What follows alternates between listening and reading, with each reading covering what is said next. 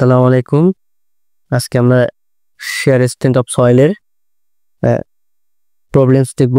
আমরা এর আগের ক্লাসগুলোতে বেসিক কনসেপ্ট ক্লিয়ার করছিলাম। তাহলে এটা হচ্ছে আমাদের ফার্স্ট প্রবলেম। এখানে ট্রাইক্সিয়াল শেয়ার টেস্টের একটা রেজাল্ট দেওয়া আছে। আমরা 3টা স্যাম্পল নিয়ে কাজ করছি। 3টা স্যাম্পলেরই সেল প্রেশার এবং ডেভিয়েটর প্রেশার দেওয়া আছে। সেল প্রেশার কি, ডেভিয়েটর প্রেশার কি, এগুলো আগের ক্লাসগুলোতে ডিটেলসে বলা হয়েছে। এখন আমাকে বলছে হচ্ছে determine the share strength parameter বের করতে। মানে প্যারামিটার এর আসলে পাই এবং সি লেখা থাকবে না। প্যারামিটার বললেই আমাদেরকে এই ফাই এবং সি বের করতে হবে। আমাকে দেওয়া আছে হচ্ছে সেল প্রেশার এবং ডেভিয়েটর প্রেশার দেওয়া। এটা মানে কি? এটা মানে হচ্ছে এটা একটা কনসলিডেটেড অবস্থায় আমাদের এক্সপেরিমেন্ট, যেখানে ফ্লুইড দ্বারা এটা কি আছে, কনফাইন অবস্থা আছে। সেল প্রেশার দেওয়া আছে, মানে সেলের ভিতরে যে ফ্লুইডটা আছে ওই ফ্লুইড দ্বারা যে প্রেশারটা ক্রিয়েট হতেছে ওই প্রেশারটা দেওয়া আছে, এবং আমি যে একটা প্রেশার দিছি ওটার কারণে যে শেয়ারটা হয়েছে সেটা দেওয়া আছে। সবগুলো একই প্যাসকেল দেওয়া আছে। তাহলে যেন বললাম যা যা দেওয়া আছে, ফার্স্টে চিন্তা করলাম প্রথম টেস্টের জন্য। প্রথম টেস্টে আমার 5.3, এটা মান কেন 5.3 দিলাম? যেহেতু সেল প্রেশার, আমরা বলছিলাম সেল প্রেশার সবগুলো চার্জের থেকে সেম প্রেশার দিবে, সেটা হচ্ছে 5.3। এবং ডেভিয়েটর স্ট্রেসকে আমরা 5 দ্বারা পাস করলাম। এখান থেকে যেটা হবে সেটা হচ্ছে আমরা ফর্মুলা জানি, যেহেতু চারিদিক থেকে আমার সেল প্রেশার আছে 5, আবার বলি 5 সিগমা 3, তাহলে এই সিগমা 3 সাথে আমি এক্সট্রা যে ডেভিয়েটর প্রেশারটা যোগ করি সেটা হয়ে যাবে সিগমা 1। তো এই সিগমা 1টা কি হবে? আমার সিগমা 3 সাথে সিগমা ডি, মানে সেল প্রেশারের সাথে ডেভিয়েটর প্রেশার যোগ করলাম, যোগ করে এটা পেলাম সেটা হচ্ছে কিলো প্যাসকেল। এটা পাইলাম আমি। তাহলে সেম টেস্টের রেজাল্ট যেটা সিগমা 1, আমরা সেটা 1 এর জন্য পাবো, 2 এর জন্য পাবো, 3 এর জন্য পাবো, পাইলাম। তাহলে আমার কাছে কি চলে আসলো? প্রত্যেকটা ইন্ডিভিজুয়াল টেস্টের জন্য প্রত্যেকটা সিগমা 1 আমার কাছে চলে আসছে। মানে এখন সিগমা 1 জানি, সিগমা 3 জানি। ওকে, এবার যদি আমরা নেক্সটে আমরা একটি ইকুয়েশন শিখছিলাম মেবি ক্লাস 1 অথবা 2তে, সেটা হচ্ছে সিগমা 1 সমান sigma 3 tan square theta plus 2c tan theta. এখানে আমাদের সিগমা 1 আমরা জানি, সিগমা 3 জানি, থিটা জানি না এবং সি জানি না। আমাদেরকে থিটা এবং সির মানটা বের করা লাগবে। তাহলে আমি 3টা এক্সপেরিমেন্ট থেকে মানগুলো নিয়ে এখানে বসাইলাম, 3টা আলাদা আলাদা ইকুয়েশন পাইলাম। সিগমা 1 বসাইলাম এক্সপেরিমেন্ট করানোর জন্য, সিগমা 3 বসাইলাম, 2c। তাহলে আমি সিও জানি না, থিটা জানি না। এখন যেটা করবো সেটা হচ্ছে যে কোনো দুটি ইকুয়েশন নিয়ে আমি এখানকার থিটা এবং সি এর মানটা বের করব। তাহলেই আমরা ইকুয়েশন 3টা নিলাম। ইকুয়েশন 3তে 2c tan থিটা এটা আমরা রেখে এটাকে এই পাশে নিয়ে আসছি। তাহলে হবে 1460 মাইনাস 400 tan থিটা। এখন the value of 2c tan theta put into the equation 2। এই যে আমি এটা পাইলাম মানটা 2c tan থিটা, এই 2c tan থিটা আমরা এখানে বসাবো, এই যেখানে বসাবো ইকুয়েশন 2 এখানে বসাবো। তাহলে কি পাবো? 1600 প্লাস 300 tan স্কয়ার প্লাস এই মানটা 1660 মাইনাস tan স্কয়ার থিটা, এই যে এটা।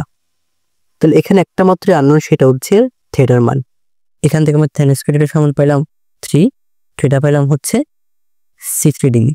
এখন এই থিটার মানটাই যদি আমি 4 নম্বর ইকুয়েশনে বসাই দিই তাহলে আমি কিন্তু সি এর মানটা পেয়ে যাই।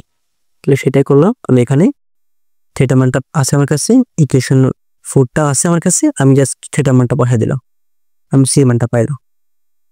ঠিক আছে? তাহলে এখন যেহেতু আমি থিটা আমার কাছে আছে, তাহলে ফাই কিন্তু কোনো ব্যাপার নয়। এই থিটা এবং ফাই হচ্ছে ভাই ভাই। আমাদের ইকুয়েশন জানতাম আমরা, থিটা সমান 45 প্লাস 5/2, 5/2। তাহলে এখান থেকে যেহেতু আমি থিটা আছে 5 বের করতে পারবো। তো এটা হচ্ছে আমার আনসার।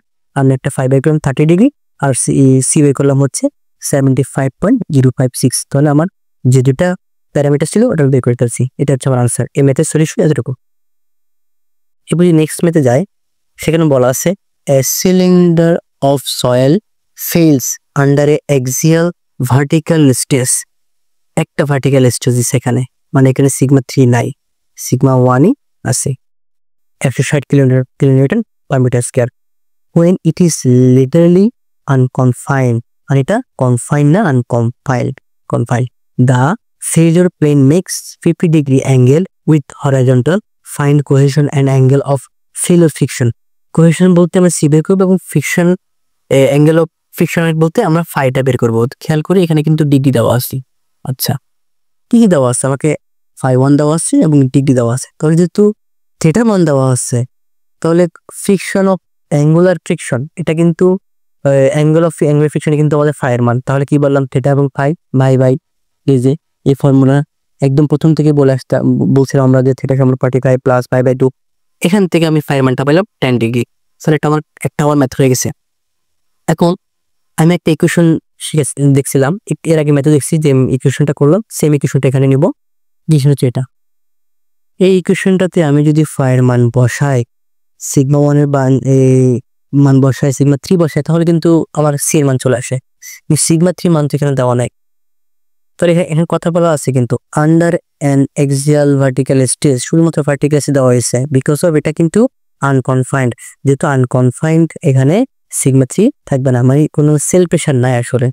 সো সিগমা 3 মান 0 দিব, দিয়ে আমরা মানগুলো সব বসা দিয়ে এখন আমরা এখান থেকে সি মানটা পাবো। তো আমার কাছে সি হয়ে গেল, আমার কাছে ফাই হয়ে গেল, এটাই হচ্ছে আমার আনসার।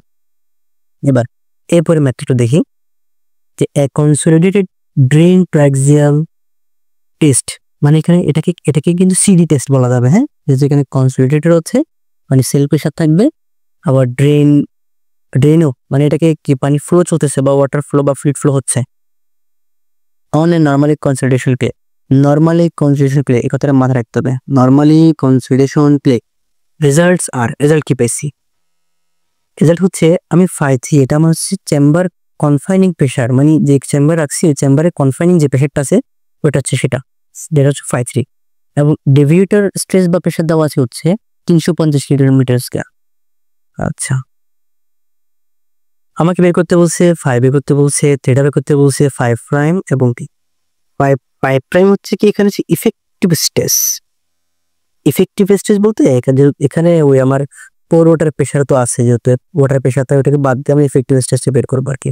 ইফেক্টিভ স্ট্রেস দেওয়া আছে সিগমা প্রাইম। এখন সলিউশন ফর নর্মালি কনসিডারেশন ক্ষেত্রে সি এর মান হবে 0। কোহেসিভ কোনো এটা সয়েল না, যেহেতু কোহেসিভ সয়েল না, সি এর মানটা 0। ওকে, তাহলে এখন যেহেতু সি এর মান 0, নর্মালি কনসিডারেটের ক্ষেত্রে সি এর মান 0 হলে আমরা যেটা সিগমা 3 এর মান আছে, এই সিগমা 3 মান এটাকে আমরা ইফেক্টিভ ধরে নেব। আবার বলতেছি নর্মালি কনসিডারেটেড ক্লেতে সি এর মান 0 হলে আমরা যেটা আমাদের সিগমা 3 দেওয়া আছে ওটাই আমাদের সিগমা 3 প্রাইম বা ইফেক্টিভ সিগমা 3 প্রাইম। এবার যেহেতু সিগমা 3 প্রাইমে দেওয়া আছে, আবার এখানে ডেভিয়েটর প্রেশার দেওয়া আছে, এটা স্কোর দিলে আমি কি পাই? সিগমা 1 পাই। যদি সবগুলো এখানে ইফেক্টিভ প্লাস সিগমা 1টাও ইফেক্টিভ, প্রাইম দ্বারা ইফেক্টিভলি বোঝাই। আমি যোগ করলাম সিগমা 3 এবং ডেল ফাই ডি বা সিগমা ডি বসালাম, তাহলে এটা আমার সিগমা 1 পাইলাম। আচ্ছা, এখন যেহেতু সি এর মান 0, আমি যদি এখানে এক্স এবং ওয়াই ডিরেকশন দিই, সি এর মানটা কিন্তু 0। আমার ফেল এন্ডটা একদম মূল বিন্দু সরলরেখা হবে। আমি আমার মোট সার্কেল, এটা অ্যাঙ্গেলটা হচ্ছে 5 ডিগ্রি অ্যাঙ্গেলটা হচ্ছে অ্যাঙ্গেল অফ ফ্রিকশনাল রেজিস্ট্যান্সের একটা অ্যাঙ্গেল। আমি আমার মোট সার্কেল ড্র করলাম, এই পয়েন্টে টাচ করছে এবং টাচটা লম্ব হবে যেহেতু, এবং অ্যাঙ্গেল হচ্ছে 2θ। আমার কাজ হচ্ছে এখন এই ফাইটা বের করা। এই ফাই বের করবো কেমন? আমি যদি এটাকে একটা অ্যাঙ্গেল ধরি OC, এই ত্রিভুজের ট্রায়াঙ্গেলের এখানে যেহেতু 90 ডিগ্রি, আমি এটা অ্যাঙ্গেল ধরলে সাইন থিটা হবে লম্ব বাই অতিভুজ, লম্ব AC, অতিভুজ OC। এসিটা হচ্ছে মোট সার্কেলের রেডিয়াস, OC হচ্ছে মোট সার্কেলের সেন্টার। ফর্মুলা বসায়, মোট সার্কেলের রেডিয়াসের ফর্মুলা হচ্ছে বড়টা এবং ছোটটা বিয়োগ করে 2 ভাগ, আর সেন্টার হচ্ছে বড়টা এবং ছোটটা যোগ করে 2 ভাগ করলাম। 2 এমন কাটা গেল, এই যে বাকি মান 2 বসাইলাম, মাসে যেটা মান পাবো এটা হচ্ছে আমার সাইন ফাইয়ের মান এটা। তাহলে ফাইয়ের মান পাচ্ছি 27.82।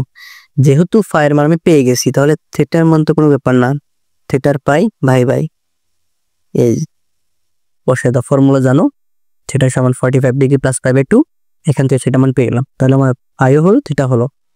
এখন সিগমা আমার বের করা লাগবে। আমার কাছে কিন্তু আমার কাছে সিগমা 1 আছে, সিগমা 3 আছে। তো সিগমা 1টা এখানে কি হবে আসলে? নরমালি যদি কনসেপ্ট আছে সিগমা 3টা আমরা বের করতে চাবো, হচ্ছে সিগমা 3 হবে মোট সার্কেলের সেন্টার প্লাস রেডিয়াসের কস কম্পোনেন্ট। এই যে সিগমা প্রাইম হচ্ছে এটা কি সেন্টার না? হ্যাঁ, যোগ করে ভাগ করে সেন্টার হয়। এটা রেডিয়াস, সেন্টার প্লাস রেডিয়াসের কস কম্পোনেন্ট, কস তো এটা কি আছে, অভাব তো কিছু নেই, মানটা বসে দাও, মান বসে দিলেই রেজাল্টটা চলে আসে। সিগমা প্রাইম পেয়ে গেলাম। এখন সিগমা প্রাইম পেলাম, এখন আমার কি বের করা লাগবে? এই টাউ এফ বের করা লাগবে। টাউ এফ সমান হচ্ছে সিগমা প্রাইম ট্যান থিটা, মান বসে এটা পাবো। কথা হচ্ছে এটা কোথা থেকে পাইলাম? এটাই কিন্তু আমার এটা ইকুয়েশন, এটা সরলরেখার ইকুয়েশন একদম পড়াছিলাম, একদম ফার্স্ট ক্লাসে পড়াছিলাম যে মৌলটা টাইয়া দিছিল, অ্যাজাম্পশন দিছিল বা থিওরাম দিছিল, সেটা হচ্ছে সি প্লাস সামথিং। যেহেতু সি এখানে জিরো, তাই সিটা নাই। ফর্মুলা কোনটা? ফর্মুলা হচ্ছে এল, এটা সি এর মানে এখানে নাই, তাই সি জিরো। ঠিক আছে, তাহলে এটা এখানে আমরা কি পেয়ে গেলাম? আমি আমার থিটার মানও পাইলাম, আমি আমার ফাইয়ের মানও পাইলাম, আমি আমার সিগমা প্রাইম পাইলাম, টাও এফ পাইলাম। তাহলে আমার ম্যাথ হচ্ছে এতটুকু। 3টা ম্যাথ করা আসছে, বেসিক ম্যাথ বা ম্যাথগুলো যদি পার্সোনালি প্র্যাকটিস করা হয় তাহলে আজকে পারা যাবে। যদি পরবর্তী সময় সুযোগ হয় তাহলে আর ম্যাথ দিবে ইনশাল্লাহ। আজকে তো আল্লাহ হাফেজ।